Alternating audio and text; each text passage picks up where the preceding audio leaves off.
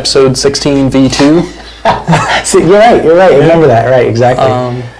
Just basically getting ready for Texas 2K this week and trying to get caught up in all of our tuning, email tickets, all that stuff before we head out on Wednesday night. We hop on a plane and head to Texas. Wednesday night we'll be there. Thursday and Friday for us will be test and tune. I think the roll race stuff happens Thursday, Friday, which is badass. If you're in the Houston area, get yourself to Baytown and watch some 2,000 horsepower Lambos do their thing. In between their qualifying and running, there'll be test and tune sessions, which we'll be taking advantage of, and running the red car, running Rebecca's car, and just kind of represent the company to the people that typically don't get to see us down in Texas. There's just such a huge Mustang contingent down there that we went last year, Joe and I. Just kind of took a truck and said, let's just see what it's like. And we came back reporting that it's worth going to. Worth going to. Yep. It's a good time. Joe kind of saw some real fast cars. We met a bunch of people that we deal with on a daily basis. Shrek Performance, Oscar Morin, Manuel Gomez from Midnight Performance. We saw TSS is down there. TSS is down there with a bunch of cars. Sheldon Lewis, who won the street car clash last year. It's just way too many Mustang guys to not show up. Exactly, especially with how many events we're not going to this year. It makes sense to make an effort to go to Texas. I'm all about the racing scene in Texas 2K. Now, for all of you guys that do the street car stuff, it started Monday. You guys have been racing since Monday and doing your thing, but we'll be there Thursday, Friday, Saturday, depending on how many rounds we go. We might be there Sunday for an extended period of time. If we don't go rounds, we'll just head right back and be at Ponies in the Smokies the following weekend. So, as always, if you have any tuning questions, let's try to keep them short. Don't tell me your whole setup in a paragraph. Let's try to keep it moving to get to the YouTube people, to get to the Facebook people, and make sure to like, subscribe, and share, just to make sure that we keep this thing rolling. So, if you guys have any questions rolling on through tuning related, hit us up. And any Texas 2K related questions, let us know. We're here for you. Yeah. Hey, anything coming through, Miss Carrie, or are the guys just kind of still getting settled? I think they're still getting settled and people are still coming on. I do have one. Mo says, what is the approximate maximum boost level of a Gen 2R on a Coyote? I understand it will vary, but I was wondering at what boost level would you recommend switching to a Gen 3? Boost level is one of those things. You guys got to understand.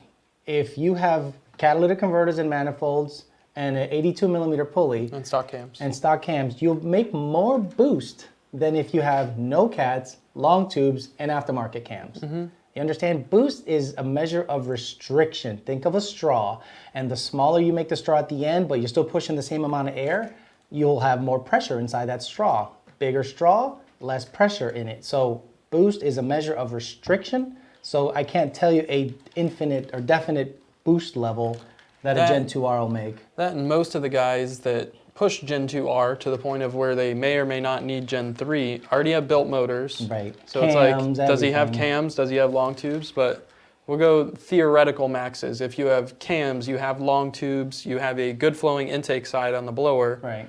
Would you say 17, 18 pounds is the max you'll probably see given what you're able to accomplish with pulleys on that setup? Yeah, like if you don't have cams and long tubes, like 21-ish pounds is max you're going to be able to get from a pulley configuration. Right. I mean, if you can shove a 20% down there and a 63 and not have any belt slip, you can get, with cams and built motor and stock compression, in the 20s. I can't recommend at what point you'll need a Gen 3. Now, let's say if you want more. I'd say anything over, if you pulleyed for anything over 15 PSI, or like if you have a 69 and a 15% and you're looking to get the most you can out of the setup, Gen 3. Go to Gen 3. Go to Gen 3. If you're a pumpy ass guy between like 9 and 14 PSI, Gen 2 is all you're ever gonna need. But if you're doing a built motor, cams, and all of it, just get the Gen 3. Right, don't mess around. Nathan says, actually he's giving you a shout out, Alex. Can you talk about the changes in performance with weather and elevation and what to expect in horsepower gain lost in elevation? Oof. So we've seen, like typically at sea level, we recommend no smaller than a 79 millimeter pulley on 93 octane. But when you're in elevation, that all changes because there's less air available at elevation. It's more dense closer to sea level. It's less available in Colorado. So you can go 75, sometimes even 72, depending on load. And it all depends on your elevation. Right. A guy at 7,000 feet in Colorado can go a 69 or 63 millimeter pulley because he's having to make up for the elevation with boost or with pulley drive ratio. But there's not really... The rough number is 1,000 to 1,500 feet is a PSI boost. Okay. So as you go up incrementally at elevation, let's say you're at 10,000 feet. I don't know of anyone that's at 10,000 besides maybe like Mexico City, but at 10,000 feet, you're like about 10 to 12 PSI boost down from where you're at sea level. Got it. On the same pulley drive ratio on the same engine. So you could be pulleyed for 10 pounds at sea level and make no boost at 10,000 feet. So I think that's a good rule of thumb for you in terms of sea level versus elevation. Right. And also, that's the other thing with dyno numbers, right? When you dyno a car at elevation, you are highly dependent on the correction factor, I would think, because you're not getting a legit number based on the only way you can get the legit number is looking at uncorrected. Uncorrected. Because then it's not going to offset based on the Elevation. pressure and the humidity. Right. Okay. So yeah, it's kind of like one of those things where I probably can dyno a certain number down here, but not so much up there, or I'd have to change a pulley. I've seen people that get Salvador says cannibal chickens. Okay. I don't know why that's... Okay, so anyway, a lot of people that get tuned in Colorado and they got a 72 millimeter pulley, we always get this question. I'm on pump gas. Can I drive to Texas and race at Texas 2K? Without changing my pulley? Without changing my pulley or tune or octane? I'm like, no. So you'll have a bad time. You'll have a bad time. We had a guy do that with the Pro Charger last year. So we said, no, we need you to change pulley. We'd have to pretty much see how it's doing. And he was actually in the safe zone once he went up a couple pulley sizes. But yeah, that's sort of the general gist of the elevation versus sea level stuff. We have a bunch of questions starting to come in now. Cool. No more chicken comments, Miss Carrie? El Diablo. No, I'm not sure where that came from, but I thought you. No, it didn't come from me. It came from online, but we like Salvador. He loves starting the pot a little bit. I figured you maybe it was an inside joke. No.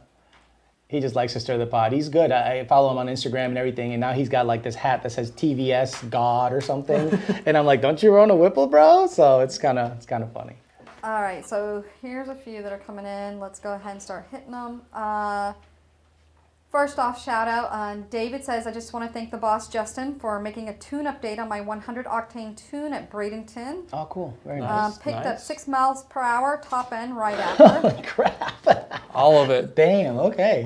Sean says he's got a Gen2R, is a 67 millimeter throttle body, too restrictive.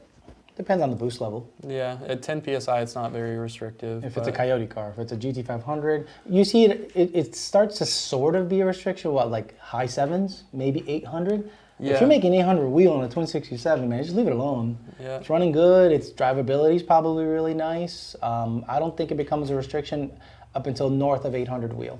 Yeah, a restriction, but you'd gain more with a bigger one. Exactly, and you'd still gain power at the 650 to 700 wheel range. All day. It's like multiples, not of like, it adds 10 at 10 PSI and adds 10 at 15 PSI boost. Right. We'll call it 10, not 10%, about 5% over 160, but yeah. People are like, what, 5%, what? Kaylor says, hi guys, I have an 08 GT500, adding some more to it. Cool.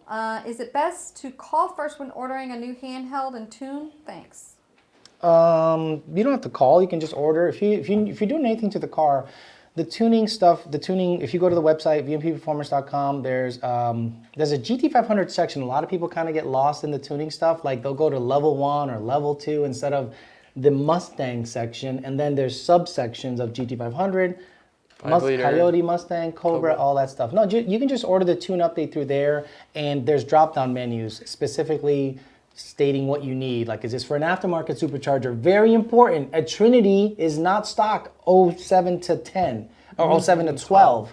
Yeah. It is an aftermarket supercharger, so that is an upcharge, and then injectors, you know, and octanes. So it's pretty straightforward if you follow the drop-down menus under the Mustang tab on VMPPerformance.com. Yep.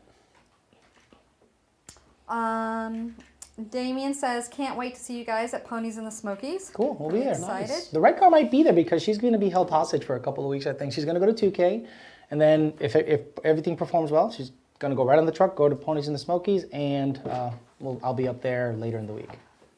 Andrew says, looking to buy stock 17 automatic GT and putting a VMP on it for drag setup. I'm currently looking at 2 cars. One has 355 gears and the other has 331. Ooh, which should I go with when dealing with auto and boost?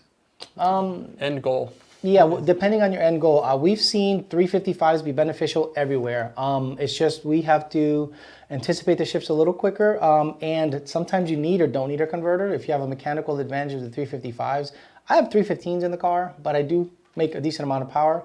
I've been even told by the Lunds to put 355s in it and not a converter. And I was like, that's interesting. So if I can find a center section that has 355s, I'll throw it on there, see if there's any gains for sure. But I think you're good with either. But if you're going to go with big boy stuff, eventually I'd stick with the stock gear set. I like the 315s, especially with the 417 first of the 6R80. But I don't think you can go wrong with the 331s or 55s. It all depends on what you want to do. Yeah, my opinion is if you're going to stay 600-700 wheel, go with the 355. If you plan on going up above 700, 355 is probably a good bet. Or vice versa, 331 is a good bet. Sorry, brain fart. It's all good. Busy day. Yeah. Joseph says, LMS 6R80, yay, nay, and why? LMS 6R80. Because I'm not familiar with them, I wouldn't go with it. Never. No offense. I'm only going to recommend the stuff that I have experience with. If I don't have experience with it, I'm not going to tell you to buy it. Mitchell Page says you cannot go 160 miles per hour on a 355. If you want a fifth, you can. Yeah? Of course you can. I went 169. Oh, that's 315 though. Yeah. That was in fifth. Yeah. It went in fifth. Sure you can, Mitchell. Shush. Are you running a 29-inch tire? Justin says... 30-inch tire? That's true.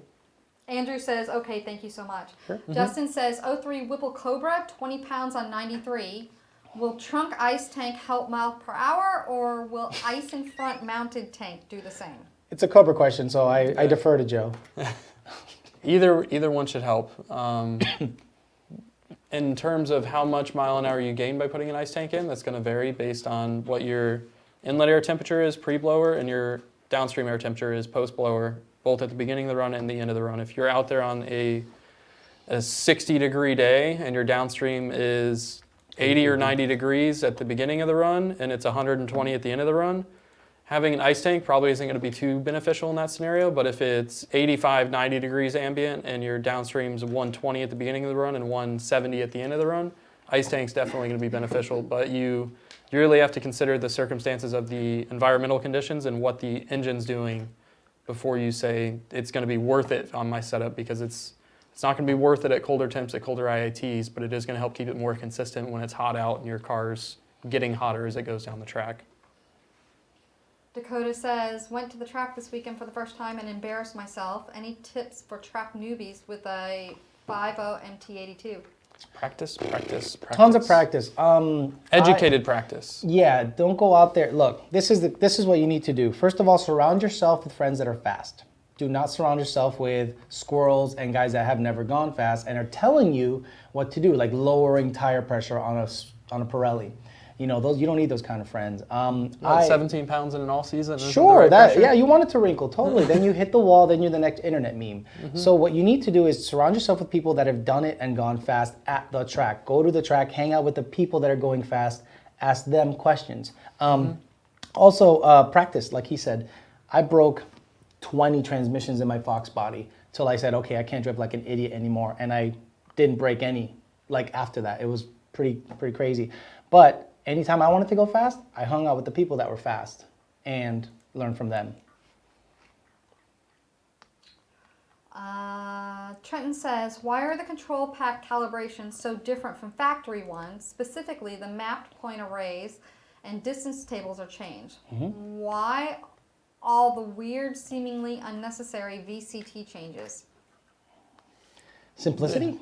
Well, we can't really answer why because we That's don't know Ford's why problem. Ford did what they did, Right. but they did it. So That's why Power by the Hour's control pack is so popular. You know, you can tune it just like a stock car. You know, so look into that. But yeah, it is, the calibration is, I don't want to say severely limited, but it's limited compared to the stock stuff. and what you can do with the control pack controller, it's kind of limited compared to what we can do with stock stuff. But Right.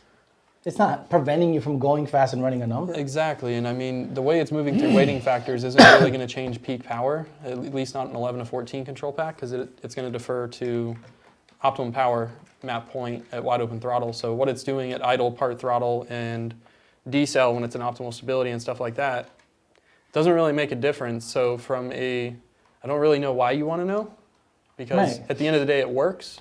The control packs get decent gas mileage, but if you wanted a solid answer on why they did what they did, you'd have to ask the guy that programmed it. Not us. Yeah. We just manipulate what's available to us. Exactly. Charlie says, say you have a new Coyote Gen 1 long block from Ford warranty. I may be able to get a Gen 2, but for this question, stick to the Gen 1. With the engine still new, what all supporting mods, oil pump, gears, sprocket, what all should I swap if I'm having my tech tear apart the engine? I have a 3 to 4K budget, labor is included. What are your goals? Well, if you have the motor apart, do oil pumping crank gear. If you're But you want supporting mods. It just it's like well, stock. Is he what are doing you going to anything do from else? supporting mods in a long block? Nothing. If you're putting a stock long block in, the only thing you can really realistically do. I'm wondering. See, the problem with people is they don't. I think they think we're in their head.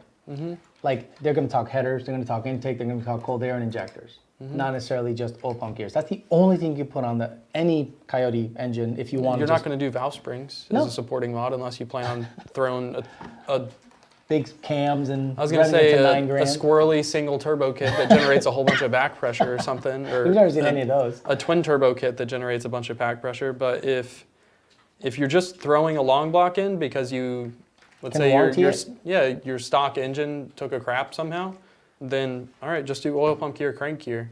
From a supporting mod standpoint, there's not a whole lot else to do. Make sure you times the cams properly. Yeah, you'll have a bad time. Yeah.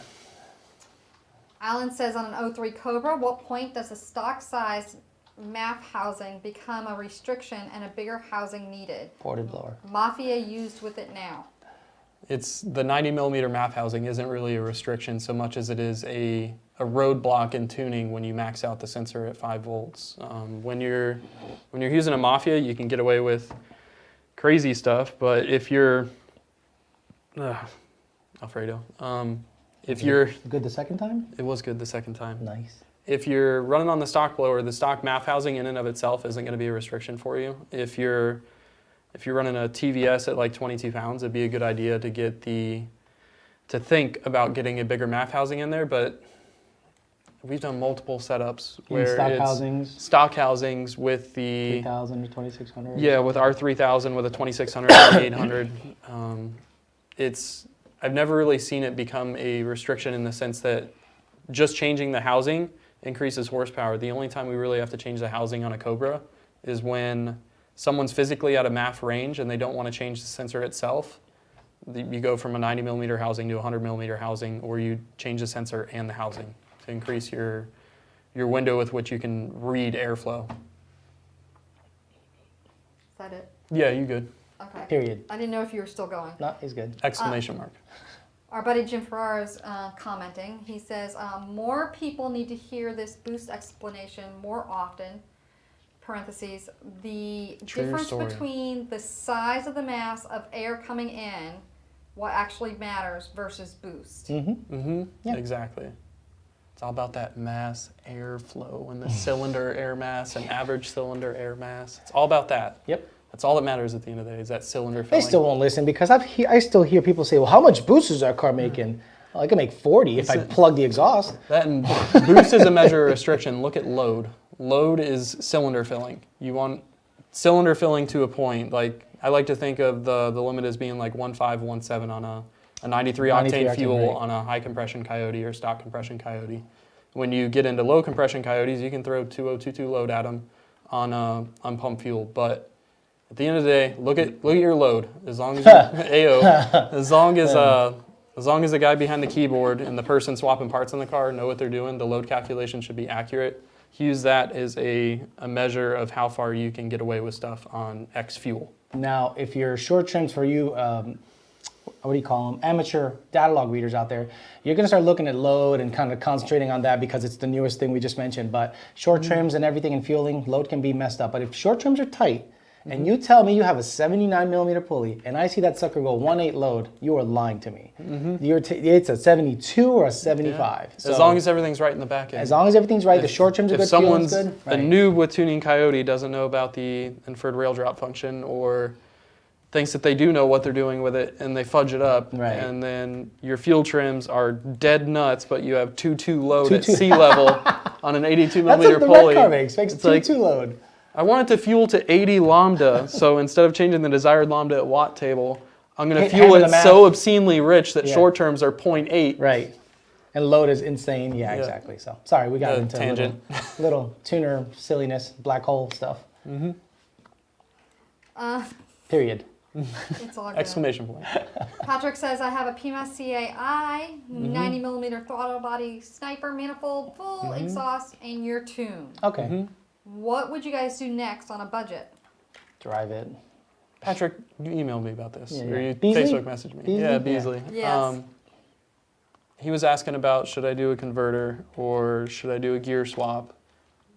What's your goal? What's your goal? What's your budget? What's your budget? Right. So, referencing the conversation that we had about that, on a naturally aspirated car, changing the gears will help a tiny bit. Changing the converter will help probably a little bit more, but the converter is significantly more expensive if you and your buddies are doing the gear swap or you just do a rear end swap with someone. Oh yeah. It's like literally triple the cost. Yep. Yeah. So it all depends on what you want to do in the long run. You want to spend 15 to 17 or 12 if I remember to our 13 conversation correctly, he was trying to stay under like $1,100 and he wants to stay NA for the foreseeable future. Gear swap. Yeah, my only thing with the gear swap was your gas mileage isn't going to go down considerably, but it's going to go down a little bit. Right. Whereas with a converter, your highway mileage won't suffer too much, but your around town mileage might suffer as much as it would from a gear swap. And so if you dyno it with a lower, numerically higher but lower gear ratio, you will see less of a number on the dyno, I guess, but not drastically. That makes you go, holy crap. Yeah, so the numerically higher number will dyno. Lower. Will show a lower number, Correct. and the numerically lower number will show a slightly higher number. Correct. So just for all those listening. It's all about the budget. It's all about what you want the car to be in the long run. But budget-wise, it seems like some 355s or 73s and an NA auto car would be pretty tight. That stock converter, though, oof. Especially with a 315 in the car, kind of make first gear a little long. For sure. We've discussed this before on here, but Justin wants to know, why do you guys choose to tune primarily with SCT and not Engage? What separates the two for you? Right now, current support. HPTuners worked on a lot of that, but there's still some things that we're looking to have done by them in order to use the Engage product more. Justin Stevens says, recommendations on where to find a used T56. We'll be building it. T56? TR6060. I think that's what he means, because doesn't he have an 11 to 14 car? He does, but he also, I recommend the T56 just because there is no remote mounted shifter. And just to clarify, Magnum XL. Magnum XL, because the T56 Cobra is completely different. You and can't use a fit. T56 from a Cobra. Right. I wish I had them here together. I have one in over there for the Fairmont, a Cobra T56. But the XL Magnum is a longer tail shaft and it's still direct mounted. But you could do TR6060 swap, and if you're going to rebuild it yourself, oof, that's a tall task. I would call Ben Calimer and say, Ben, get me a stage 2 TR6060, preferably 07 to 12, and let me know what the price is. and just let him do his magic if you can swing it. If not, Astro Performance might be able to find you a core. Ben might be able to find you a core. RPM Transmissions might be able to find you a core, you know. But TR6060s are way more available than T56s out there used, guaranteed. People hold on to the T56. TR6060s are on Camaros, CTSVs, GT500, Corvettes. And not that they're necessarily compatible with Right, mod right. motors, But they're out there. right. Yep. And all the And aftermarket. Challengers. Yeah. Challengers, too. Challengers had it since what, 11? Yep. And the 6.4, I think, came out. Something like that. Or 5.7. Oh, it's all junk, slow crap. It's all stuff I don't know a whole lot about. Period, exclamation point. ... Dot. Sorry, guys. It's all good. It's I know you're busy over there. We get it. Dot. Did you say thought? No. Dot. Oh, okay. Dot. They said thought. Nigel says, great job, guys. I'm upgrading to your 767 horsepower Roush upgrade. Sweet. I am adding the triple pass heat exchanger. Is my stock Roush icy pump up to the task? Yes. Yeah, that's fine. You can upgrade it and get a marginal gain in performance from the setup, but in my opinion, if you're doing stuff incrementally, there's no need to spend the money now to get a different intercooler pump. That stock pump will work just fine. Nathan says, big power return fuel system for an 15 to 17 F-150 E85 enforced induction. Suggestions, comments, opinions. They don't make it happen. I'm looking for suggestions because no off-the-shelf I'll need one. option. Nothing. There's Exactly. literally no off-the-shelf option. Pezzo from Power by the Hour, he's like, oh, I want to make a hat. I'm like, okay, so how many F-150s are there in the world? A lot. A lot. How many of them race them? Decent amount. How many of them race them and want to be on the 85? Decent amount, but I don't think as much as Mustang guys want to go there. But on 3, 4 Innovations, all these people that can make it, if there was a need, I think they would have made it by now. I think the problem is the submodels on F-150, like Because the tank variation? the tank variation. Apparently, there's different fuel hats Oh based my on bed length God, and stuff. Really? Jesus. So you have to make it for an XLT, LMNOP. Oh my God. Oh, 144-inch wheelbase, 132. There's different hats because there's different tanks? When I was looking at the Ford part numbers on the hats, it was wheelbase determined for the. I'm so sorry, the pump. guys. So, yeah, I don't know. Honestly, don't know. Maybe a surge tank? Surge tank. I don't know. I saw that in a car. I was like, no, I'm good. Yeah, I don't like the way surge tanks look, but from a Working functionality standpoint, that they may work. be your best bet if you can't find a fuel hat or someone to make one for you. Billy says, how much abuse can a stock rear end S550 take? Also, how do you feel about a 150 shot on a stock motor S550? 150 is not necessarily bad as long as you have the fueling and octane to support it. And wet I prefer wet. Always wet. I Always like wet it wet. 150. We like it wet. But the rear end can take a decent amount of abuse as long as you are keeping any chattering or wheel hopping or anything like that. It's That's the actually tricky part. pretty stout. I've seen guys go into the 8s pretty regularly. We did 9s. 9s? Oh yeah, no, yeah. The red car has a stock 315 rear end, stock everything. So hopefully, I grenaded it last year at 2K. Hopefully that doesn't happen again. Yeah, that diff was not happy. He's not happy. But, you know, they can take a decent amount of abuse. Stick, different, because you're hitting it harder. Stiff, if you have a drag radial on a sticky track, you will blow stuff up a lot quicker. Exactly, exactly. It's all about wheel hop and managing, you know, the shock on it. Things will go first. The drive shaft will go first. The axles will go first. When you start tightening all that up, then the weakest link might end up being the rear end eventually if you have tight bushings all the way around and everything. Ian says, looking to get a GT350 manifold. Is the Ford tune okay, or can more power be squeezed from a tune? A Ford tune's pretty good, as long as you have good quality fuel. And I guess at the end of the day, it's the same with an aftermarket tune. You can only do so much on 91. You can get away with slightly more on 93. The biggest detriment to the Ford tune is that you're locked into a gasoline-based fuel. You could do a race gas, but there's a certain amount of expense with that. You can do E85 with aftermarket tunes, and you can get the tune catered to whatever race fuel you want. So if you want MS109, which I think the stoic point's 1352 or 1351 on MS109. In that range, I thought, yeah. Or C16, which is like 14, 6, 7. Yeah, exactly. You can cater to the fuel a lot better with an aftermarket tune than you can with the Ford Racing calibration, because you can't change stoic point. You can't. It's not custom. I mean, it is what it is. It's canned for all intents and purposes. Yeah, and from a functionality standpoint on 91, 93, the tune works great. you'll get good performance out of it. But if you want to take it any further than that in the future or change anything, like say you want to change the cold air intake from the GT350 cold air that's included in PP2 or PP3, you can't do that.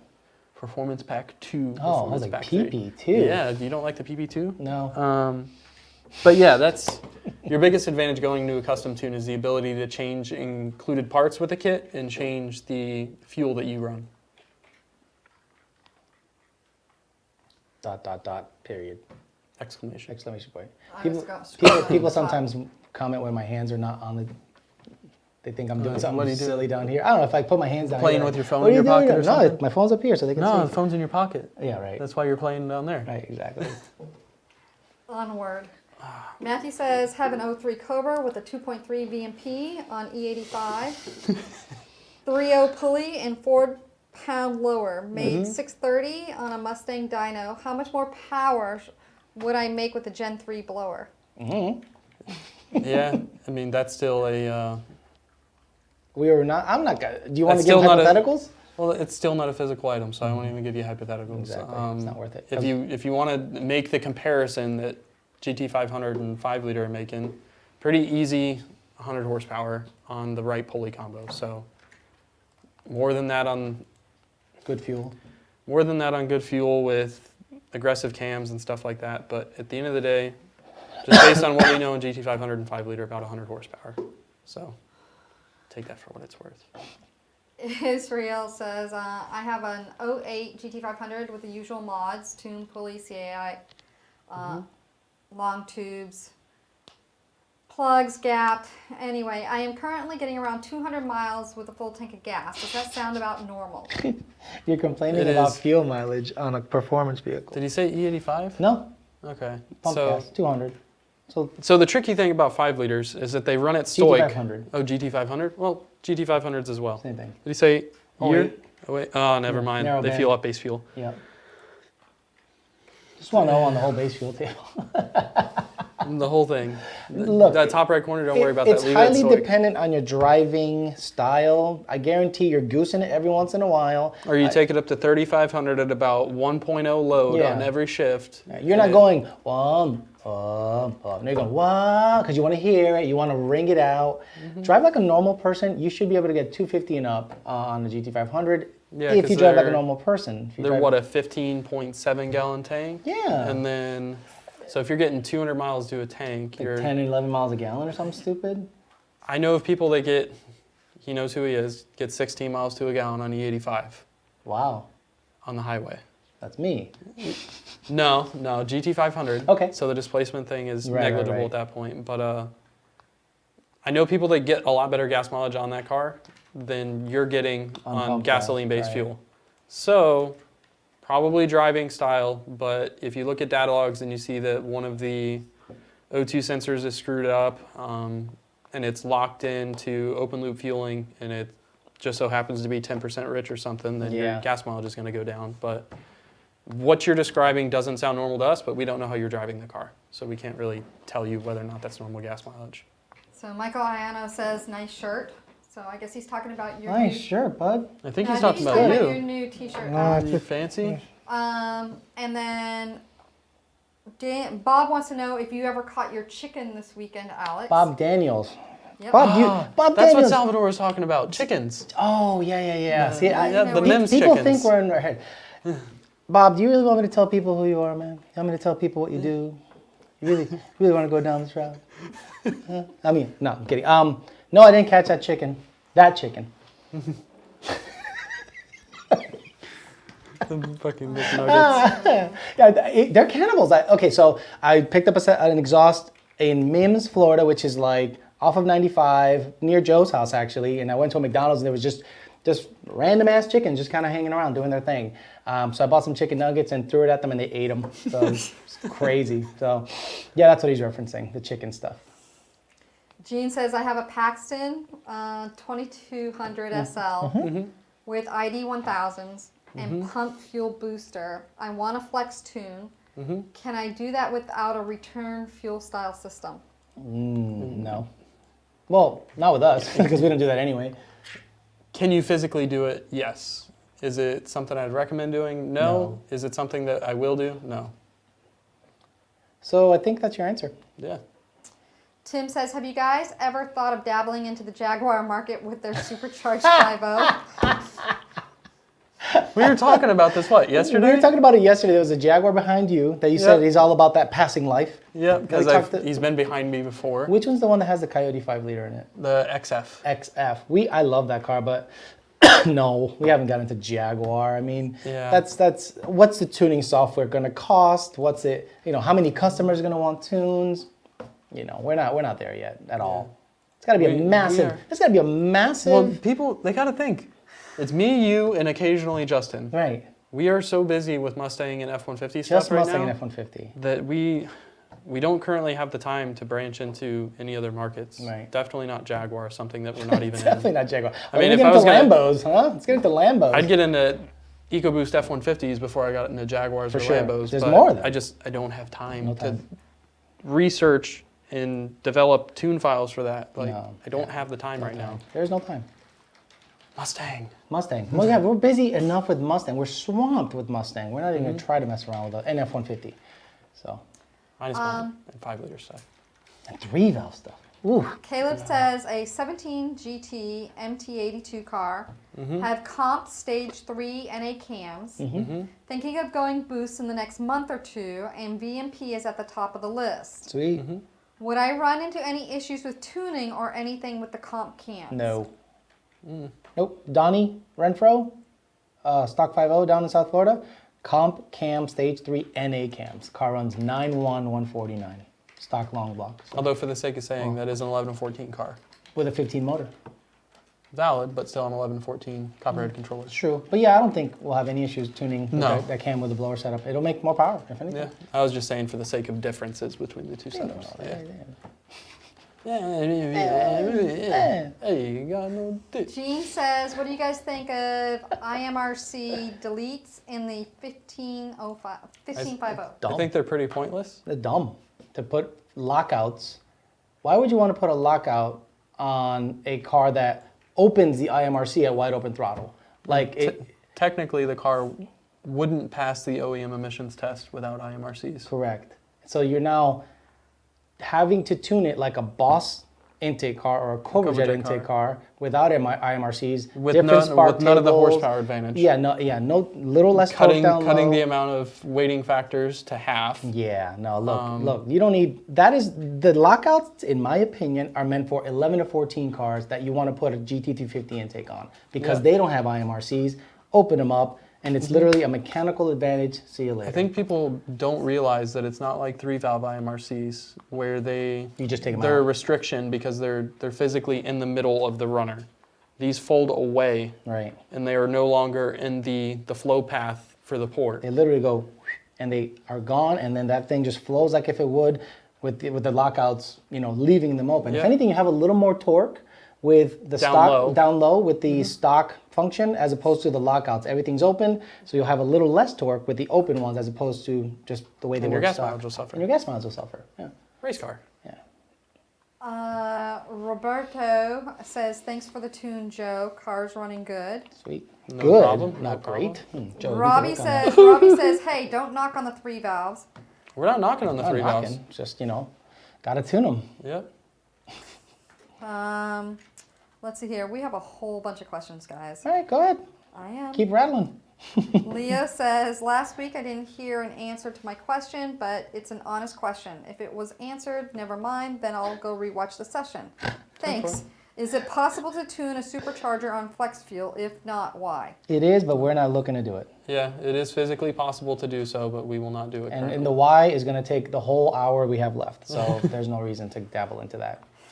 Nick says, Alex, what's the best throttle body for an NA Cobra jet setup? Our Twin Jet 67 does real well. You can put a monoblade on there, but honestly, a monoblade, unless you have cams or something pretty badass, drivability will suffer.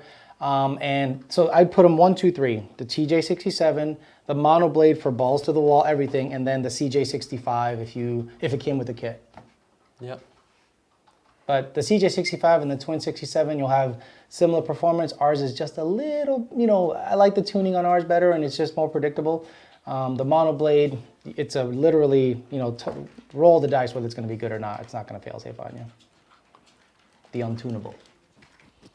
The venerable. Charlie says, you guys are awesome and very informative. Thanks, guys. No problem, sir. All right. He also says, looking for boost on 3 single. I want a safe, reliable 800 rear wheel horsepower car. Okay, go ahead. I'm not trying to replace anything once I finish up the single kit. Besides the OPG and crank sprocket, are there any timing components needing to be changed for long-term E85 use? Misinformed on whether E85 really causes issues on the guides and other components. Are the MMR timing parts worth it, or is stock fine for boost in E85? So he said safe and reliable, then he said 800. Let's circle back to what Ford's doing, because at the end of the day, his question was regarding timing chains and whether or not ethanol would eat them. What? So, in the F-150 that is flex fuel, does Ford use a different timing chain guide? They use MMR timing chain guides. Yep. Ford, the OEM that allows E85 to be put into the Coyote truck, uses the stock stuff. Yep. No aluminum supported timing chain guides, no aluminum supported timing chain tensioner arms, none of that. It's You know what I'm going to stock. start making? I'm going to start making E85 compatible parts. Oh, I thought you were going to say ABS plastic timing covers for reduced weight. No, I'm legit going to make E85 compatible parts because there's like a paranoia out there after this one guy's video on YouTube where they took apart the internals after the car's sitting forever, after it blew After up. a year after it blew up. After it blew up where there's rust on it. I'm like, really guys? Come on. No. If Ford doesn't do it, I don't think we should do it. So when we took apart Red Car's engine for a refresh, It was clean as F. Yeah. It was so clean inside. all that engine saw was E85. From the I mean, get. at times that thing would sit for a month, Yep. just waiting for a race, and then we'd go take it to an event, start right up, go to the event. Race it, come back, do it again, put Yep. pump gas in it, drive it back from Atlanta. Yep. The internals looked mint after 3 years of ownership of that car, and now it's going to live on E85 forever. Now, in terms of safe, reliable 800, this and that, okay, you sleeve it, stud it. We'll circle back to cheap, fast, and reliable. Right. Pick 2. Mitchell Page is chiming in. He says 3D printed timing cover for the win, and then he also Yeah. said that his car sat for a year with E85. And no issues. No issue, except for the bumper dragging wheelie, which he's still driving around on a bent K member, bro. What's wrong with you? So, Kaylor says, me again in Iowa, we don't have to worry about emissions like other states. If I order a tune for my 08 GT500 with a off-road X-pipe, can I get the rear O2 sensor shut off? Thanks. Nope. You sure can't. Sure cannot, because we have to worry about emissions. Well, the internet thinks that if your rear O2s are not shut off, your car isn't going to run right with a cat delete. Oh my God. So when I send people the email that, hey, we don't defeat any emissions devices, so if you remove the catalytic converters, there's a possibility you're going to get a check engine light.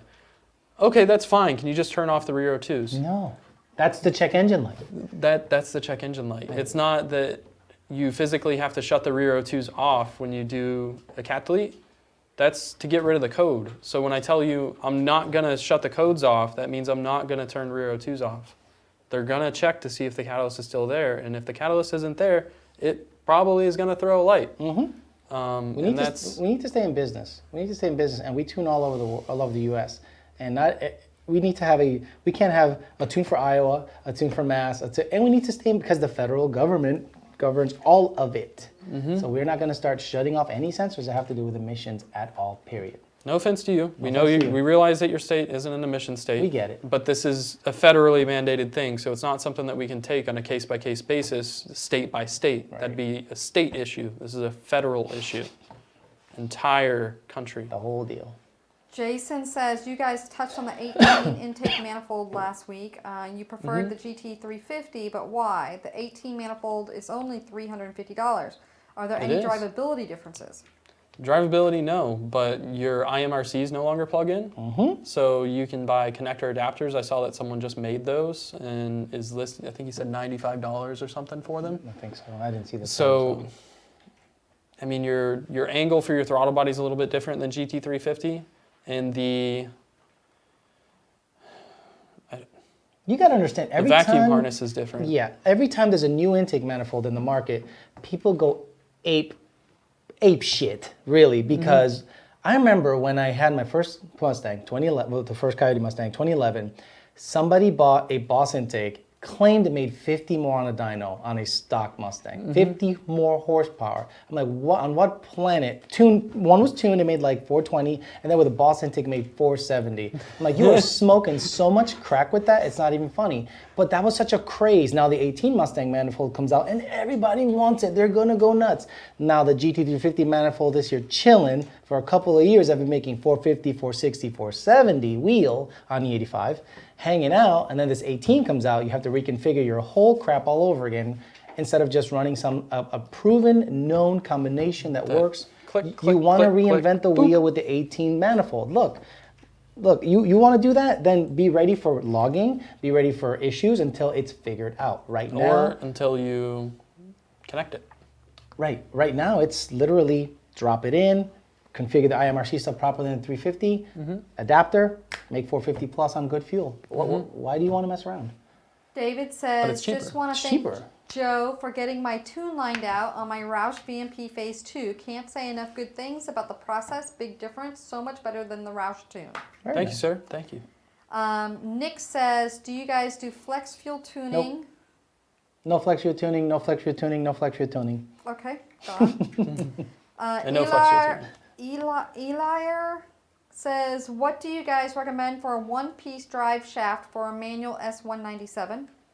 Boy, DSS, PST? DSS, PST, or G-Force, if they have it, I think. I'm not sure if they have it. I think they might just have S550. Okay, then PST and G, we had DSS, had good luck. I had DSS T56 version, DSS MT82 version, and PST MT82 version, no issues. Ray wants to know, why is the flex fuel strategy so horrible for boosted Coyote applications 15 plus? We don't do flex fuel tuning. Then it's not that it's horrible. It's that it's... I like to just answer by, we don't do flex fuel tuning. Bye. There is no reason to explain it because we don't do it.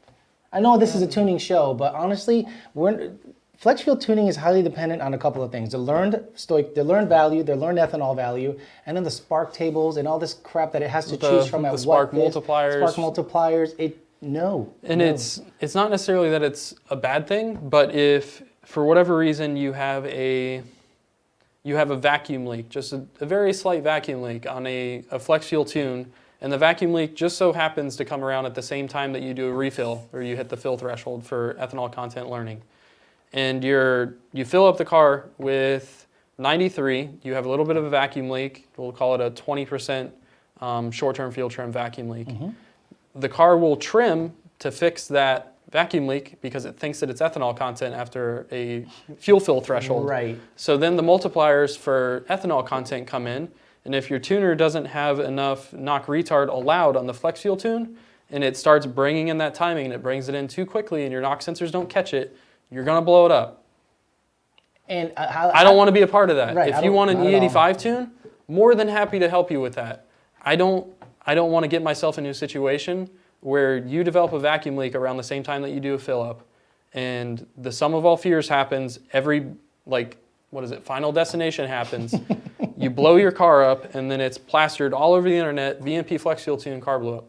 I have no interest in that. I am much happier to give you a a E85 tune for your setup when it's configured properly than I am to give you a flex fuel tune that modifies spark based on learned ethanol content or learned stoic.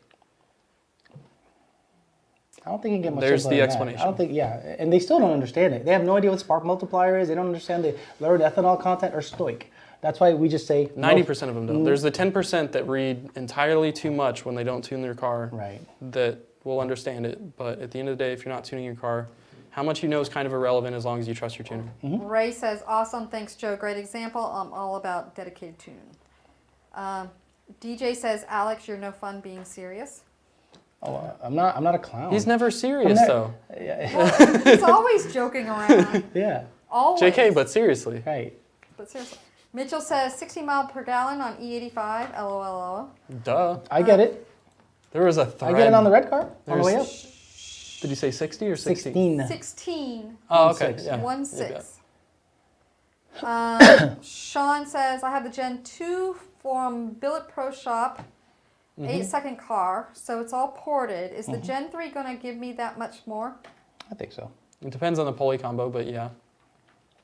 Yeah, I think so. Ported Gen 2, ported to death, will make good power. Gen 2R, but the Gen 3 is just that much better. Yeah. Rashid came back and said, nah, Alex is always on point, and so is Joe. Oh, Rashid. David says, as a GT500 owner for 9+ years with similar mods, save the long tubes, 200 to 230 miles per tank is about right. Okay, there you go. Nice. Nice. Gary Jones says, does PMAS sell just a soft coupler to attach to a GT500 throttle body on a CJ setup?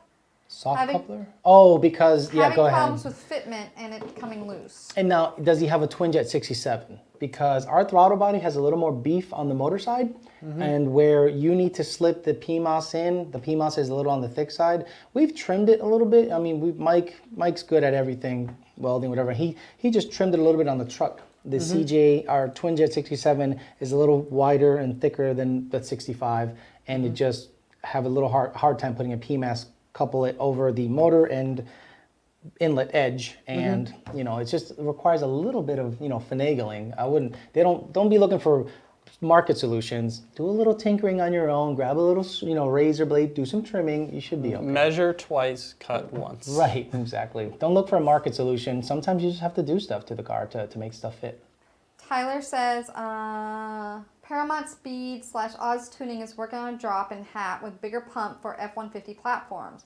Joe, what's your plans to get the F-150 on the 10 seconds, and will you or the 15 screw be at Texas 2K? F-150 platform needs some love too. Your truck will go 10s without E85, I think. Yeah, based on power, it's possible that my truck will go 10s without E85. And like you said, C16 or...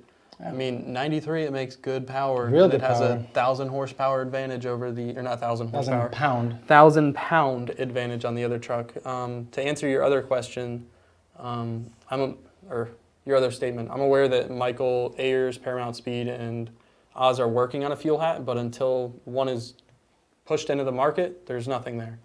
And the question about F-150s out at Texas, we're not bringing any of the 150s out. We have one of our employees is driving our RV out there, pulling the stacker trailer, and Rebecca's car and Alex's car are in that trailer. And I'd drive my truck, but no, I'm not, what is it, 14, 16 hours? Yeah, you don't, and it's on 10 and it's awful. It's a bad time. I don't want to put the miles on my truck driving it to Texas. Not that I'm necessarily scared of putting miles on it, but at the same time, it's a whole lot of unnecessary driving for something I can do in my backyard. Dakota wants to know, Alex, where can he get that shirt? The shirt. Carrie would be the one to answer that. Yeah, the shirt will be available. I'm not sure whether or not we have it on the website just yet, because literally we just got them yesterday. So we will make sure that they're up on the website, and I'll let everybody know once they're available, so that way you can order them. Kyle says, why is my LS truck faster than your Moon Boost Coyote? Okay. I'm not sure. Yeah. Probably because it's also Moon Boost. Right, because it's billet. Dale, again, we're talking about flex fuels and why we won't do flex fuel tunes. You can just skip that question then. Yeah. No flex fuel questions will be answered because we've answered them. We don't do them. Yeah, we revert back to about 10 minutes ago and you'll find all the answers you need. Luke says, shout out from Juliet, where it's snowing right now. Sweet. Mint. That's awful. God, snow. It's going to be a nor'easter again for the north. Oh my God, for the Northeast people, and it's Sadness. March. It's March. That's what would be the problem. So they're watching the news and hello darkness, my old friend. Pretty much. Pretty much. They're like, again, they just scraped, they just shoveled everything, and everything's out of the way, and now here it comes. Starts again. pushing the car to the And garage. another Snowflakes one. starts there pulling. And another so one. sad. You guys gotta move down here. Not All really, those but questions have move been down Facebook here. questions, and we still have more, but I'm headed over to Yeah, YouTube. go to YouTube because it disappear after That's a little fine. while. Actually, so just so you know, YouTube has changed. So the Mm-hmm. comments actually still stay there after we go live. Okay. But you don't really have the opportunity because the chat stays there to go through and answer. Okay, cool. Okay. So Tony says an 03 Cobra, want to run a 50 shot. What kit with your VMP blower do you recommend? Wet or dry? Both. Both are fine. Who likes anything dry? Dry rubs. Dry rubs are good. Yeah. What else dry is good? Let's get off on a tangent. Screw it. Nothing. Dry air is good from a Dry air? from a DA True. from a DA standpoint. Yeah, okay, you got me. Go ahead, sorry. Dry clothes are good. Dry clothes are good. Dry underwear is definitely better. Yeah. Okay, so wet shot always. Yeah. Well, 50 shot. He wants to cool the air temperature. You can run a 50 shot on a Cobra just fine. A lot of people's fear is that running fuel through the rotors is going to tear up the coating. Fuel running on the rotors of our TVS supercharger does not tear up the coating. Don't have a concern with that. From a simplicity standpoint, the dry shot's going to be easier for you to install. We can tune for a 50 dry shot. I would rather see a wet shot on there because if you're a little bit out of fuel, or let's say your pump's degrading over time and you're adding in the necessary amount of fuel for your dry shot in we'll call it into base fuel or into a fuel multiplier at a certain threshold, then if your pumper injectors aren't quite up to the task to fuel it to that appropriate threshold, you can have problems, whereas a wet shot, it's injecting the fuel it needs and the nitrous it needs all in one little hit. So where you can avoid using a dry shot, I'd prefer that you do. Dry shots are easier to hide though, so. True. But yeah. Luke, oh, sorry. No, go ahead. I heard a pause. Luke says dry-aged ribeye. Not a ribeye, it's too much fat. What? Too much fat. I don't like grizzle. Fat makes it good. No, you guys eat grizzle, and that makes me sick. You guys You guys at the putting your teeth into that fat sticking out. I'm like, it's grizzle. Hell no, it's a gum. Speaking of which, we need to go to a spicy gum. We need to go to a steakhouse when we're in Texas. Which one? Yeah, good luck. Well, the one that Matt and them went to, Matt and Scott. Yes. I'll look it up. Yeah, it's far though. It's like in Cyprus or something stupid. Got to do what we got to do. Okay. Go ahead. She's like, are you guys done? We're talking about steak. John says, good to hear you're coming back to Houston to visit Alex. Question, is there any considerable gain over long tubes versus off-road X? Depends on the power level. I do not see any considerable, like if you're gonna do something illegal and break the law and take the cats out, the gains are negligible when going to long tubes. Unless you're making big boy horsepower, but anywhere between the stock to 750 range, you're pretty good. I had manifolds with cat deletes and that car flowed well, no issues, sounded nice. I wouldn't really do long tubes, but I prefer long tubes. I like inch and 7/8, Cooks, Dynatech, or American Racing, and some free-flowing exhaust, and the car sounds killer. Yeah, and gains, I'd say 10-15 horsepower naturally aspirated.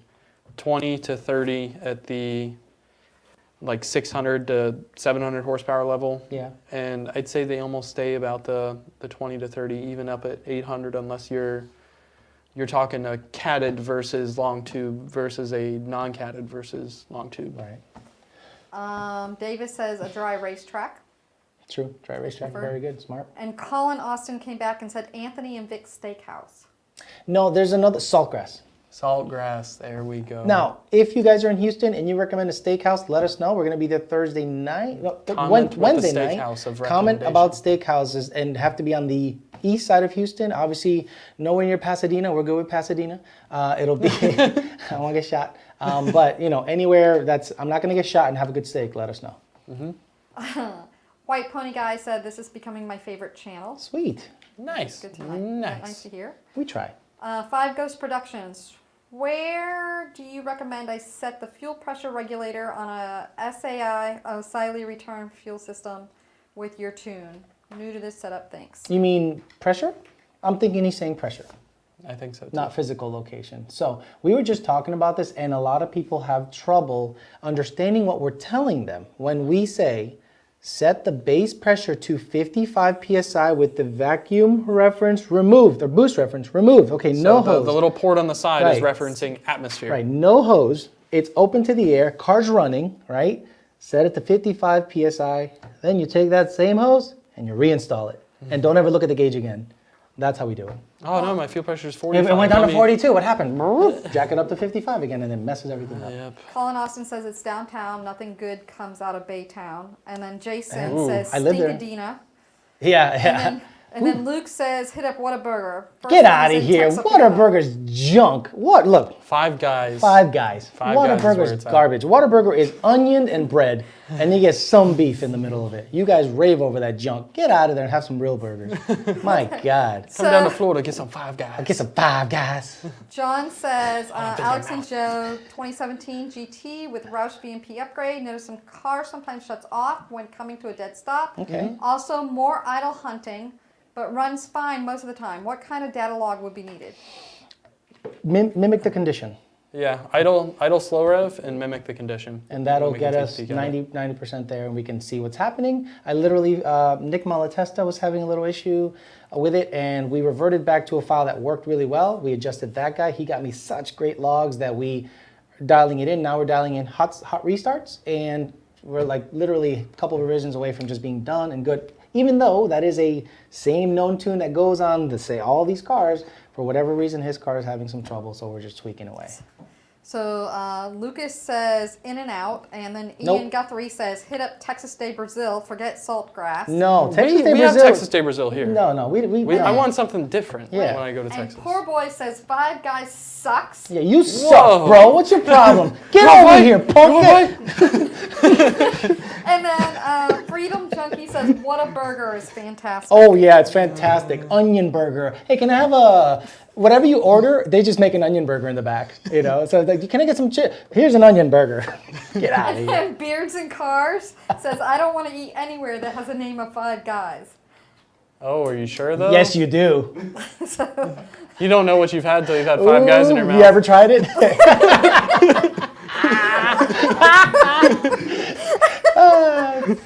Good times. Don't knock it till you try it, man. You gotta try the mayonnaise.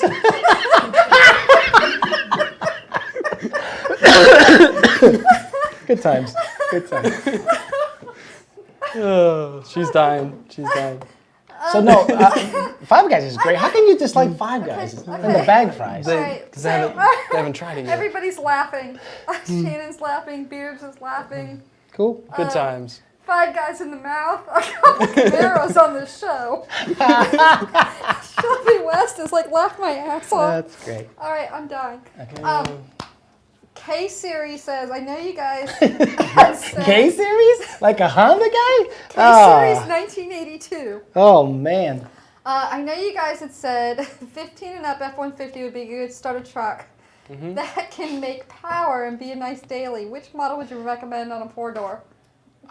Whatever we have, I like. The Well, black truck. ours is I want to say it's an XLT trim 4x4. I like that truck. It's got the chrome appearance package and stuff. pretty. On it. It's basic, but it's not like basic. That and I hate recommending trim packages to people in terms of like Platinum. vehicles. Yeah, buy platinum. Buy a platinum, $80,000 truck. you know, Yeah, so. I mean, get in the truck, see what you like most in terms of trim packages, because some guys want those leather seats and they love leather seats, and then some people are like, I hate leather seats. You get in them on a hot day and they burn your legs. Right. So it's personal it's too preference. subjective, right? Yeah, I mean, my only non-subjective thing is 15 to 17. Yep. It's lighter. It's Aluminum, got better cams. Better motor. There's not, to me, any drawback to getting a 15 to 17 as compared to 11 to 14, aside from price, which to me is a marginal difference. So, ta-da. Christopher says, Alex, what is your cat back of choice for a 17 GT? I trust your non-price opinion. Thanks. I mean, non-rice opinion. So you're gonna want, if you're gonna go off-road exhaust or long tubes, these S550s are freaking loud. Like Matt Coates put inch and 7/8 off-road and like straight through like MDRP stuff, and he's like, oh my god, I almost died. I like the Corsa Sport. I like the Manifold that I have. Corsa Sport is very loud on long tubes. Corsa Touring Thank you. is good with long tubes. Whatever, I like Borla's Sport, I think it is, or Street. It's like the tamest one, because when you're gonna go long tubes and headers, long tubes and off-road, it's gonna sound good. Corsa Touring. I got some MagnaFlows that I don't know. Not the Magna Pack, so the street. The street with the heavy chrome, like very well packed, but it's still straight through design. No drone, sounds really good. Stay away from things that are droney. Bullet-style mufflers. Bullet-style mufflers, droney, that when you touch the muffler goes bong, because it'll just resonate inside the car. Ting! Yeah, you need something high-end. You hit it, has a nice thud to it when you hit it. Exactly, it'd be on the heavier side because it has good installation and it sounds real crisp and nice. Just stay away from the things that sound loud, like attack and blaring your ear off. It needs to be something tame, nice, because when you free flow the exhaust, it's gonna be loud. Murder, torture, kill. Yeah, exactly. You don't need to just be announcing. I see people that just have literally muffler deletes. It blows my mind. You guys that have muffler deletes and off-road exhaust and long tubes. You guys are insane. But yeah, keep it tight with Corsa Touring, Borla like Sport, the tamest one, MagnaFlow Street, and you should be good to go. Even stock mufflers sound Even good. stock mufflers sound good too. Yeah. Josh is like, if you don't like loud, don't go long tubes off-road and Corsa Extreme. It's too much. Oh no, yeah, it's stupid. Yeah. You'll have a bad time. It's just too loud. You're like, what the hell? Melvin says, hi from Puerto Rico. Yes, I'm here like every Tuesday. Cool. Is Melvin the guy that visited us? This is a gentleman that visited us a couple of months ago. Super nice guy. I remember. Yeah. Yeah, and you we gave talked to him her a a tour. bit. Gave him a tour. We touched tips in the back. Definitely need to do that. Oh, please no touching. Please no touching. After the whole conversation, no visuals. Chard says, back to the whole boost cams headers discussion. So would a Coyote with a full bolt-ons at X pulley versus non-bolt-ons, how does that affect the power theoretically?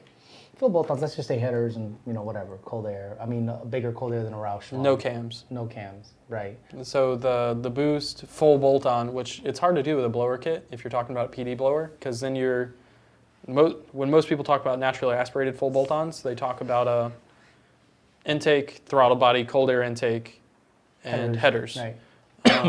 If you're talking about blower full bolt-ons, in my mind that means cams. Full, everything you bolt on a car without going into the motor. If you're at the level of a blower, the only thing you can do exterior bolt-ons is cams. Headers. Oh yeah, you're right. Or if you have a PD blower, the only thing you can do exterior bolt-on is headers. Right. So we'll go down both paths. If your headers about 1.5 psi less boost than if you didn't have headers on we call it a reasonable 700 horsepower level. Reasonable. With a blower, yeah, pretty reasonable. Pretty much. If you have cams, depending on how aggressive the profile is and where the cams are being phased, another 1.5 pounds to 2 pounds less boost. If you're super aggressive cams, 3 psi. But at the end of the day, it's not an easy question to answer. So kolaches, do you know what kolaches are? I do not know what a kolache is. It's like a piece of bread. It's a Houston, Texas thing where think of a hot dog bun that's like sealed on both ends, but there's a hot dog in it with like a jalapeno and cheese. That sounds pretty tasty. That sounds pretty good. When we go to Buc-ee's, well, Buc-ee's, if you guys don't know what a Buc-ee's is, people in Houston, you know what Buc-ee's is. You don't have to explain. It's like the biggest gas station on the planet. It blew my mind when I first saw it. He saw it has 80 pumps. I think it has bathrooms in there, massage parlors, the whole nine. We need to get that in Florida. A Buc-ee's in Florida? Yeah, we need a Buc-ee's in Florida. Daytona. What? My man. Oh, we're going to have parties there. That's where all the meats are going to be. They have like 18 different types of caramel popcorn. Fact. Sorry. So anyway, he answered your question, and I told you what a kolache was. Yeah. Fun yeah, facts. Tyler says Boudin kolaches are where it's at. Yep. And Christopher Lyon says, thanks, Alex. I promise I won't put large white letters on my tires. That Ford GT was hit by rice. Hit by rice. That's a nice term. It's in the crock pot. Yeah, it's hit by rice. Melvin came back and said, no, it wasn't me, but I'll take a tour and look you guys up next time I'm in Florida. Sweet. Yeah. Just give us a call ahead of time so that we can make sure we have someone that has 15, 20 minutes to walk you around. So, yeah, Travis is doing me a favor, and he's kind of responding to some of these, which are awesome. Sweet, so Travis. He said the exact same thing. Sweet. Thanks, Travis. I wanted to give him a shout out. Poor Boy says, Alex, now that you have MagnaFlow, do you still think roush sounds better? I never had a roush on a non-catted long tube header car that makes this much power. But I've had roush on catted stock-ish cars. It sounds great. Sounds great. Yeah, but when you take the cats and you add, Oh when you take the cats off and add headers, the entire exhaust configuration has to change a lot It's of like the putting a times. trombone at the end of the exhaust, a rusty one, right in the back. It's just very loud. Tyler says he'll bring you some kolaches to Texas 2K. Yeah, but by the time they get there, they're gonna be cold. They gotta be warm right off of the oven. I get it. I appreciate that, but everything's 40 minutes from the track. We need some fresh, authentic Mexican Didn't you get the rusty tortillas. trombone reference? Tortillas. Tortillas. No, tortillas. He said Tortillas. Everything is far from I Baytown. pronounce it the way I want to. Thank you. Tortilla. Yeah, you're like my mother. My mother said it Tortilla. too. What did you have? You had like breakfast tortillas. I had right? the brisket tortillas. Oh my things. God, they were crazy. They're They make them delicious. right there in front of you. Oh man, that place is so. You got to go legit. to Bucky's, So Carrie. legit. She's looking at us all weird It's so and stuff. legit, yeah. No. Question to foodies. Alex: does your car only have shocks and vertical links to tackle the S550 wheel hop issues? No cradle lockout or Steeder braces? Steedits and Stop the Hop Kit, UPR, toe, vertical, and the Viking shocks. And I'm telling you, that with the stock converter, because I'm not whipping it like a stir fry. Whip it for like a too long. stir It was. It's actually pretty good. It didn't really do any hopping or anything. But I'm not launching as hard. It cut a 143. But yeah, I'm not doing anything crazy. It does have bushing supports from UPR. Everything it's UPR in the back. It's all UPR stuff in the back. So, I mean, the full complement of stuff minus like the exotic stuff, the bushing replacements with the crazy stuff. There's nothing super exotic back there. You can't just bolt on in an afternoon. That, and just to clarify, when we had the stock suspension on there up until what, like, when did you put the UPR stuff on? A month and a half, 2 months ago. Yeah, I mean, whenever I was driving the car, I never really felt any wheel hop. I think the only time we had it was that one time out in Texas that we Yep. broke the diff. We got a little bit of wheel hop and BOW! Yeah, the car doesn't need much. Yeah. But I just did it just for who That, knows. it helps. It helps. Yeah, I like we it. may have not had wheel hop before, but it did seem to help the car 60 foot better. For sure. Nick says Bucky's is the 8th wonder of the world. It's awesome. True story. And Jay says don't mispronounce pecan while in Texas. They hate that. You mean Pecan? pecans? But is Pecan? it pecan? Pecan? Well, or the way I pecan? say it, the way I pronounce it is like butter pecan, Puerto Rican. So to me, it's pecan. I like how they tell you how to pronounce stuff in Texas. Yeah. You say y'all all the time. Get out of here. So, just so you know, guys, we have it's about 2:45. Okay. So, It and there's flies. This show flies a by, dude. whole lot of questions. We're not going to get through them all. Sweet. So if we want Bump to go those through shares and- up. Bump the guys. shares. Bump the shares. Yeah. Share, yeah. like, subscribe. The share quantity's been low, therefore my care quantity has also been low about answering questions. 28 Okay. shares. Woo! Okay. But on YouTube, now that the comments stay there, we can kind of go back and look at some of the questions that are on there as well. Cool. Faux show. I'll do that after my 80 tuner visions tonight. I know, right? Yeah, or my 75 tickets that I got going right now. Yeah, exactly. Chris wants to know how much does removing turning off the IMRC affect drivability on a 16 GT? A lot. The Yeah. tune has to be set up for it. Yeah, it will divert to a Different failed IMRC logic, which disables 0 through 14 or 1 through 15. Half the weighting factors or half the Yeah, torque or is table it or whatever. 0 through 13 and 1 through 14? It disables those ones. But I mean, it won't. At wide open throttle, it won't necessarily make any less power than it would with the IMRC's active, but your part throttle drivability as it's going through weighting factors 15 to 26 or 14 to 25 is going to be, there's a lot of weird spots in there when the IMRCs are deactivated or unplugged that it'll drive fine, except in certain transitional states, usually of like lean tip-in stuff, to where it kind of hesitates a little bit, or your startups can kind of be funky on non-IMRC cold starts. But that's about all that'll happen. Death Star OG says, why does Alex hate on my Kroger fuel points? 16 GT Roush Phase 2, what are the gas stations to avoid and why, and which one is your go-to? There's not any specific one. There's not one specific one. We like the big ones and the ones that are busy. Get gas directly from VP. Right. If you can go to BP, British Petroleum, the green one, the green sign, Chevron, Texaco, Shell, we like. And it has to be a busy station, not some Traffic. podunk ass place somewhere in the middle of nowhere. I mean, it's got to be a busy station. Don't drive 30 miles into the middle of nowhere to get to a Shell station and pass 10 7-Elevens or BPs on the way that have 40 cars in there constantly. Exactly. Just because we want good, fresh fuel. Stay away from the discount place. Costco, Walmart, Kroger. Marathon? Marathon? Yeah, oh hell yeah, Marathon. And I don't think Publix has gas stations here. No, Publix doesn't have gas stations. So there you go. Poor Boy says, I'm here in Michigan and getting ready to pull my car out. I did a tune for my PMAS and cat delete. How long should it take for my car to adapt to the tune? VMP tune, 6-speed manual, 20,000 miles. Immediately. It depends on what you're referring to when you say adapt. Like the Borg. Remember the Borg? When you assimilate and they kind of learn each other's. I don't know what the hell I'm talking about. Go ahead. Oh, you brain fart? No. I think he means like I think he thinks it needs to learn something.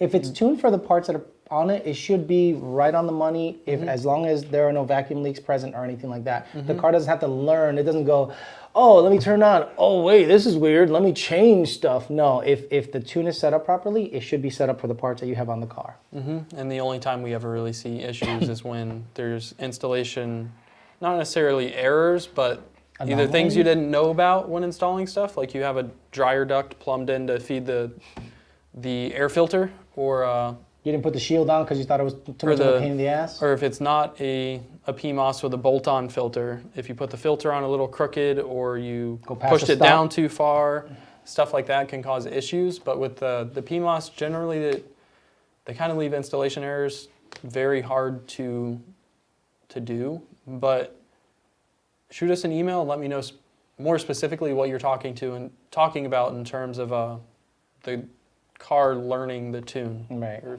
something to that effect. A lot of people are chiming in about gas now. Costco gas. So Charles is like, Costco is top tier gas and very busy. Mike says, dude, Costco stations are fed 3 or 4 times a day with chocolate milk. Charles comes back. They're fed 2 or 3 times a day with 87. There's a whole lot of conversation now about with 87. gas. With 80, yeah. Costco's gas is 87. Mom's minivan and Mom's dad's minivan truck. that go in there and pick up your 8-gallon jar of mayonnaise. They're putting 87 in it, not 93. Trust me. Yep. Christopher Lyon says, I'm a fuel hauler. Thought I'd throw this out there about the guy with the mile per gallon question. Fuel additives are much different compared to climate. Northern cars will run less miles per gallon compared to a southern car. Yep. Jay says, if you get bad fuel, 99.99999% chance it's the station, not the brand. Yep. So anyway, there's a whole lot of conversation. Slew of them. Yeah. A slew of conversation. Let them conversation converse. about gas now. James says, has VMP thought about making a larger mono throttle body for the TVS blowers? Is there gain on the 68 Whipple twin versus the 67 VMP twin? We have thought about making a bigger throttle body. We currently have a 160 millimeter throttle body in testing and a 173 millimeter throttle body in testing. And there isn't a big difference between the twin 68 and twin 67. There plain simply isn't. Well, no, it's half a millimeter on either side of the board. Oh, yeah, exactly. So it's 20 horse. No, there isn't a difference. Jose says, do I need a tune if I put E85? And what happens if I just put E85 without a tune? You need a tune to run E85 properly in a Mustang that doesn't have flex fuel logic stock. Absolutely need a tune. If you put E85 in the car and you don't have a tune for E85, hope your long trims will take care of it. You'll be lucky if it stays running when it first starts. You'll probably have to start it a couple times to get it to run. Eventually the short terms will take over and apply a 30% correction. Right around a 30% correction. You'll throw lean codes, and then your long terms will take over the correction, and it'll trim plus or minus 5%. And so your short trims will be 1.0 and your long trims will be pegged at 1.30. Yep, and you'll get the lean codes like I said, but you'll have really bad transient tip-in fueling. It'll stutter like crazy, and it just overall won't be happy. It's a bad idea to try and change fuels without getting a tune update for ethanol. Right. Arnie says, what's a car with 116 trap speed? 12, low 12? Or high 11? No, high 11. 116. The truck is like an M50 car. A truck at 11. It depends on how well it 60? front halves. Yeah. Because like the truck runs like a it's 116, 117 at 11.5. Well, no, I'm saying in the 60 foot. The truck's like a 169, 170. I think it's even lower than that. Wow. I don't remember. I think it's like low 1.6. 1.6 something. Yeah, so like we'll call it 1.6. Whereas if you're at a 1.8 60 foot, you're probably looking at a bottom 12 at 116. If you can front half decent, it should be a mid to low 11 second car. Mm-hmm. If you can front half decent. I'd say closer to mid than low 11 second car. But yeah, so if you're 60, so if your 60 foot's really good, a mid 11 second to high 11 second pass. If your 60 foot's in like the 1819 region, like a 12.0, 12.2. Random someone says, rolling on the floor, how much boost you want, and I'll tell you how many potatoes to stuff in. Exactly. I want 30 PSI. 1 potato, 2 potato, 3 potato. 3/8 washer, 5/16 washer, Yep. 1/8 washer. Oh, I made 30 pounds of boost. I blew a head gasket. Well. Freedom Chunky says, would I see any more power going from my JLC CAI to a DD PMAS 2012 GT roush charged roughly 750 to the wheel. Also, we'll be going Gen 3 VMP soon. Yeah, if you go from 123 to 140 housing, you'll see a gain.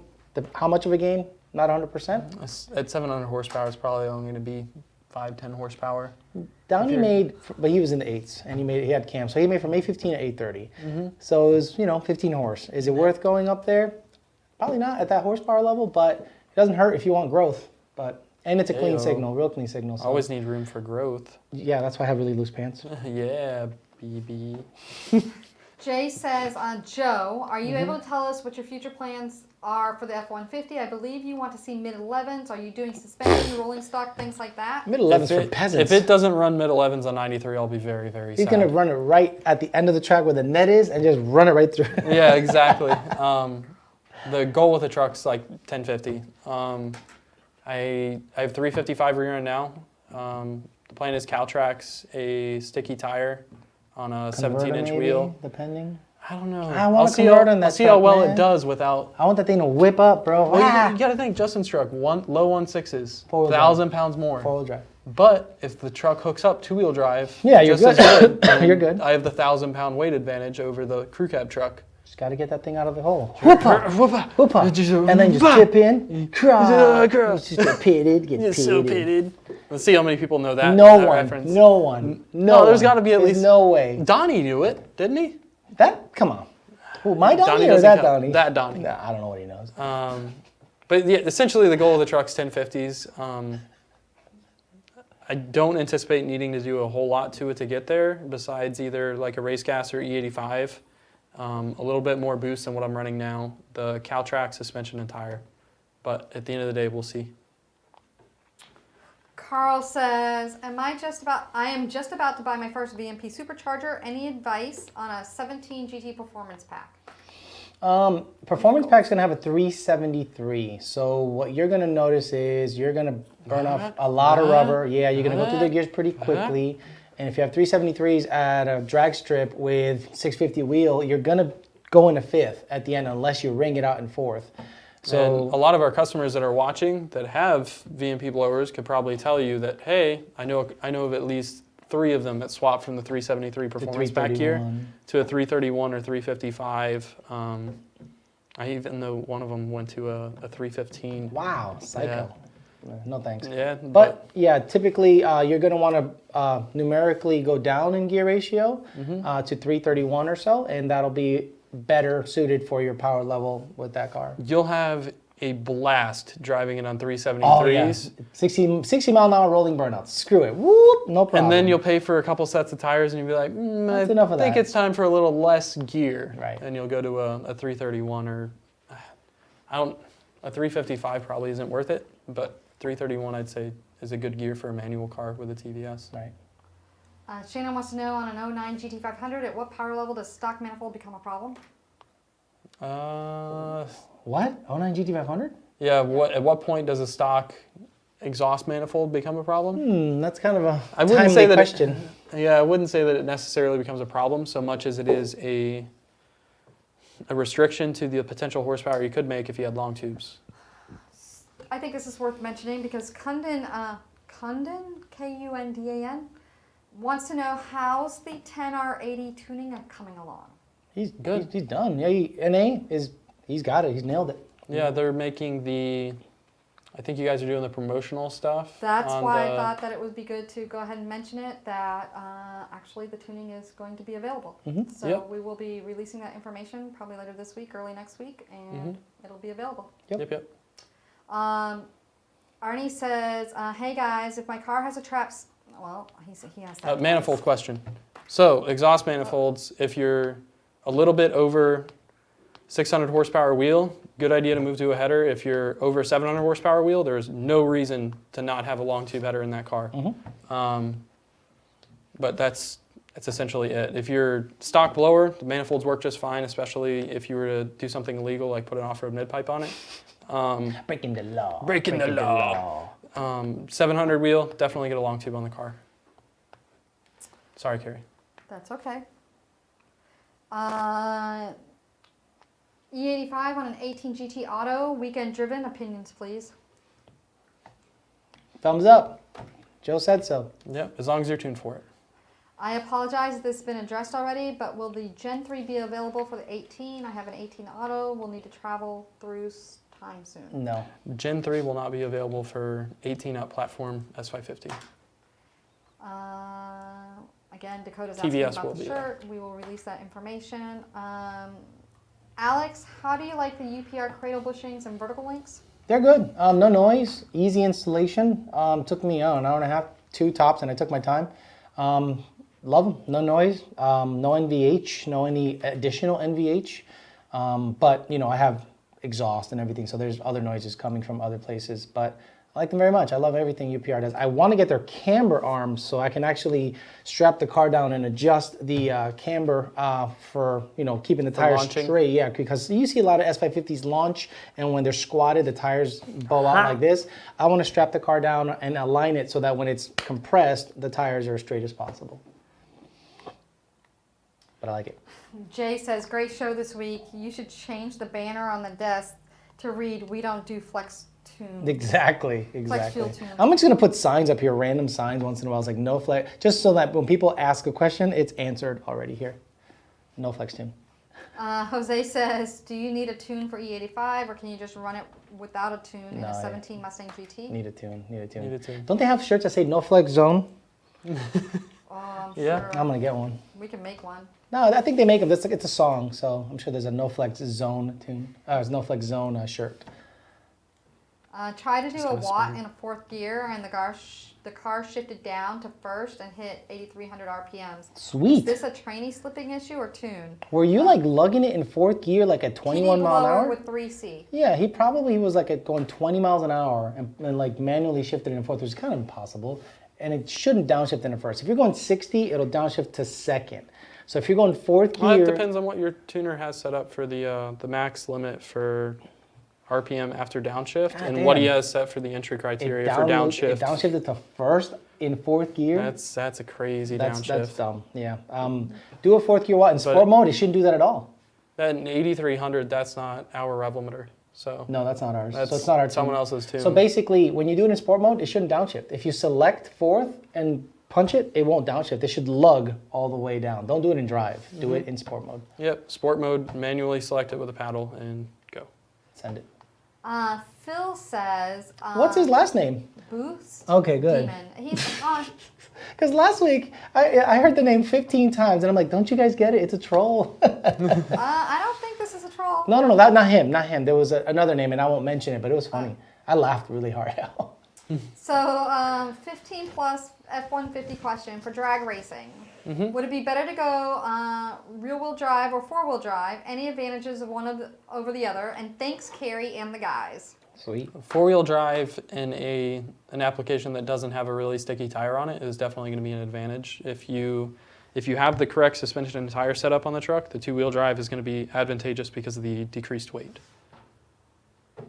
Ta-da! Jose says, how much real wheel horsepower can a 17 Mustang GT make with JLT cold air intake and GT350 intake manifold with long tubes, catted, and Corsa extreme exhaust?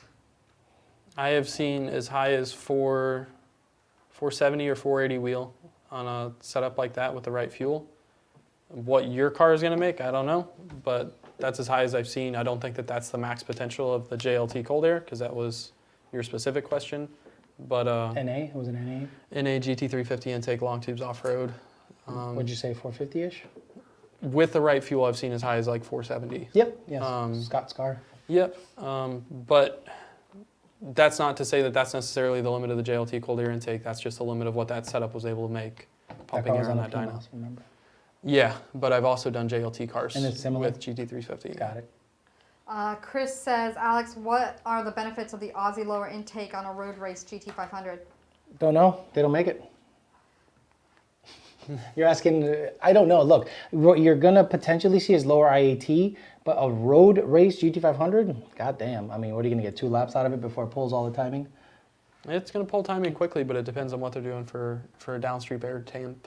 Yeah, controlling. The lower intercooler design, I think, uses a tube and fin intercooler, a larger brick, a deeper belly pan. So I haven't tested it yet. I can't tell, and I don't road race yet. So, but I think you'll benefit over just the area that you'll have bigger intercooler, better cooling, more efficient, a lot of fins, all the fun stuff. So it should be better than the stock stuff for sure. But it's without having done it already, it's hard to quantify how much better. It doesn't exist, so we can't tell yet.